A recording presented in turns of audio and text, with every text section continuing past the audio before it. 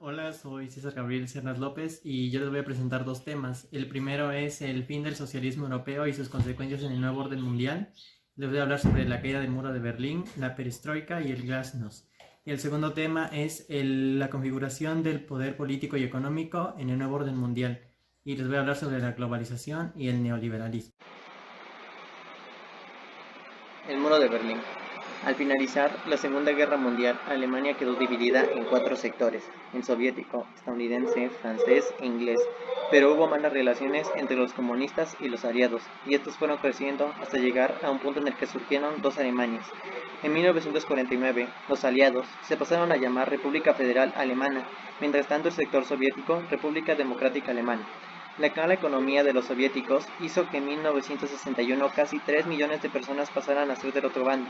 Estos, al darse cuenta de su pérdida, la noche del 12 de agosto de 1961, decidieron levantar un muro que era un alambrado de 155 kilómetros.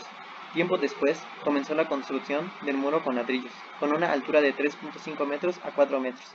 Acompañado del muro se construyó la llamada Franja de la Muerte, que era una alambrada con una carretera donde circulaban constantemente vehículos militares, alarmas, armas automáticas, torres de vigilancia y patrullas por la que cruzar era similar a jugar a la ruleta rusa. La caída vino motivada por una apertura de fronteras entre Austria y Hungría en mayo de 1989.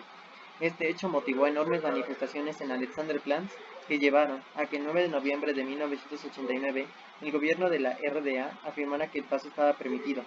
Ese mismo día, miles de personas se agolparon en los puntos de control para poder cruzar al otro lado, y nadie pudo detenerlos, de forma que se produjo un éxodo masivo. Al día siguiente se abrieron las primeras brechas del muro. La perestroika y el glasnost. La perestroika es una reforma económica destinada a desarrollar una nueva estructura de la economía interna en la Unión Soviética, la cual fue llevada a la práctica en todo el territorio por Mikhail Gorbachev. Tenía como visión reorganizar el sistema socialista para poder conservarlo, pero para la URSS esto trajo consigo una enorme cantidad de consecuencias en la economía y en la sociedad, que culminaron con la era de Gorbachev y la consecuente disolución de la URSS. En 1985, Gorbachev y sus ministros de Economía introdujeron las reformas necesarias de lo que sería conocido como la perestroika, dando lugar a aperturas económicas y a la intromisión de Soros y la CIA. Él también pretendía luchar contra la corrupción, el absolutismo y el absentismo laboral. Fomentó la empresa privada y las sociedades conjuntas con un número limitado de empresas extranjeras. Pero para el 1990, la Unión Soviética estaba consumida en una profunda crisis económica sin precedentes, la cual paralizó al país. La inflación se disparó y la URSS desapareció como Estado y como superpotencia en el periodo de la Guerra Fría. El glasnost. El glasnost fue una política que se llevó a cabo a la par con la perestroika en la Unión Soviética por Mikhail Gorbachev desde 1985 a 1991.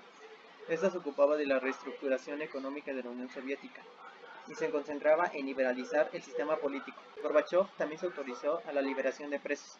Su objetivo más expreso era crear un debate interno entre los ciudadanos soviéticos y alentar una actitud positiva y entusiasta hacia las reformas en las que se encaraba.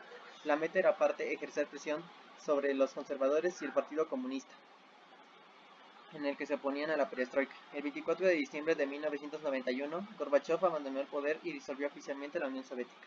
Las consecuencias de este proceso fue que hubo una reducción del gasto militar, descuido de las relaciones con el tercer mundo, incremento de sueldos, inflación, apertura de los medios de comunicación, dimisión de Gorbachev y finalmente vino la caída de la URSS. El nuevo orden mundial. Este término se ha usado para referirse a un supuesto nuevo periodo de la historia caracterizado por cambios dramáticos de las ideologías políticas en el equilibrio de poderes a nivel global. Esto como consecuencia de la Guerra Fría se creó un entorno lo suficiente favorable para que países como Brasil, Rusia y India se convirtieran en potencias. La globalización. La globalización se trata de un proceso dinámico que está compuesto por una creciente interdependencia entre los países del mundo. Este proceso obviamente ha afectado también a la política, aunque bien es cierto que muchas veces los países con mayor poder llevan la voz dentro de dichas organizaciones que son de carácter global. Existe un buen número de organismos internacionales en el mundo globalizado como la ONU, el FMI, la OCDE. Sin importar cuando haya comenzado la globalización, es un fenómeno complejo que genera todavía opiniones distintas entre personas. Para algunos, es una amenaza de identidad nacional, mientras quienes la defienden explican que es una enorme oportunidad para el desarrollo económico y la conectividad entre naciones. En México, Tuvo una apertura de barras comerciales, suspensión de restricciones a la inversión extranjera directa, incremento de exportaciones e importaciones, y afectó principalmente a las regiones del norte y el centro del país. El neoliberalismo. El neoliberalismo es una corriente económica política asociada al capitalismo, que profesa el resurgimiento de los preceptos promulgados por el llamado liberalismo clásico, surgido en Europa en los siglos XVII y XVIII. Esta apuesta es un panorama de libertades para el comercio como factor regulador de las tensiones de clases. El neoliberalismo surgió en la década de los 80 con la dictadura de Augusto Pinochet.